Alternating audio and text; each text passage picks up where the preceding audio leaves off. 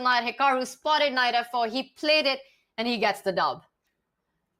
Just a beautiful finish there. Knight f4. It's like, how many moments in that game did Hikaru have where he could play for an advantage? When was he better?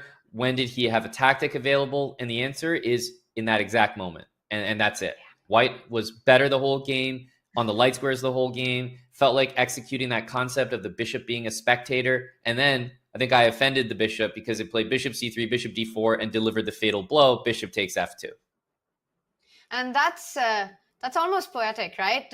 Aman, the worst placed piece for the whole game is the one that makes the final move, which forces resignation. It makes the winning move. It's insane how Hikaru finds ways of doing that. And we're back into a, once again, familiar position. Quang is happy to repeat most of these openings, but also Hikaru has found the openings that he likes against Quang. Notice how we haven't seen the Trompowsky as much, right? He's swapped to this e4 system and he likes it a little bit more, so he's going to stick with it.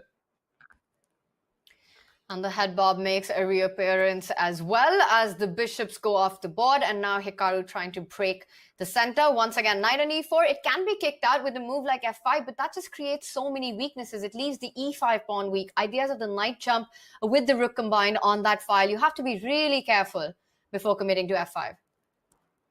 Exactly right. Rook d8. We see, of course, you want to occupy the open lines, but you also need this rook on a8 to defend the a pawn. Pawn on a4 does need support. In general, I mean, the chances are about equal here because the bishop can be a very strong piece, especially on this diagonal in the future. But for now, most of Black's pieces are just defending the pawn in the center. And Hikaru does the same thing. He plays c3 to break d4. Now he plays d4 to break e5. If you take pawn takes pawn, you have to be careful about all kinds of knight jumps on the board with the rook lined up against the queen. And I see a bar. It seems to favor Liem's position. But I think there are a lot of practical problems to deal with in this position. I agree. The rook looking at the queen on the e-file is exactly why Quang moved away. And apparently moving away gave back a lot of the advantage that Black had in that position. So really counterintuitive. In the end, there are going to be some weaknesses here in Hikaru's position in terms of the pawns. But look, he's basically looking to have the game be very, very dynamic, leaving all the pieces on the board. There could have been a queen exchange, an exchange of knights, but instead we see every square in the center is occupied. Usually by pawns, but this time by 3 knights and a queen. So we had a fascinating position. White's also setting up, putting his own queen on more active pastures, landing up on h5. Well, for now, that has been stopped with knight c4. I like this move, Aman, because it also clears up a square. Knight f6 is a big threat. Watch out. But I was thinking, yes, ideas like bishop e5 come into play. Beautiful defender, and it's a mistake.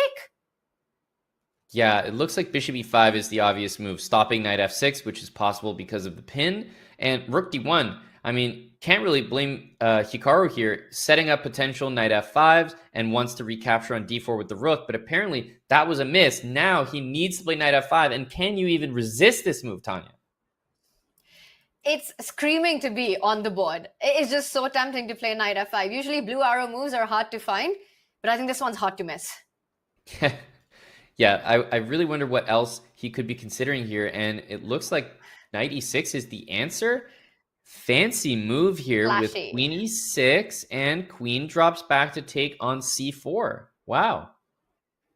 Very flashy stuff. But knight e6 doesn't threaten anything, right? You could trade the rook. The g7 pawn is still defended. So you're not forced to capture that knight on e6. No, not at all. And I think that just is why knight f5 is better, because if you don't capture this knight, then knight f5 is the square I'd rather have it on. Pawn to h5 from Quang. He's trying to distract the queen, but Hikaru does have a move here that gives him an advantage. But could it be to place the queen on f5 to try and... Queen f5 walks into bishop h2. That's how I would lose this position on the spot. Oh my goodness. Wow, great blunder and then tactic, Tanya. All right, he comes back, Aman, and he puts pressure on that knight on c4. I think the only move that keeps the game going, again, one of those forcing moves where you know you're not losing material immediately. Yeah, and we're starting to see basically the difference between Hikaru and most of his opponents. When you're calculating these lines, Hikaru's up almost a minute. They're both calculating the same lines, Quang's finding some good moves, but look how quickly, 5 seconds, Hikaru processes this brilliancy, leaving the knight hanging, returning to h5 with rook d7 in the position as well. This is a massive checkmate attack with 20 seconds. I don't know if he can defend.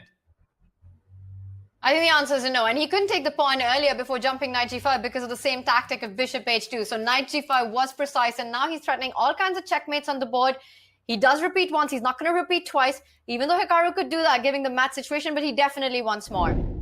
Yeah, rook And he d7. does it. He's going for checkmate. Beautiful tactic. This was featured in a previous SEC matchup as well. I was going to say rook f7 with queen g8, but rook b7, exact same idea. Really nice, nicely executed checkmate attack there.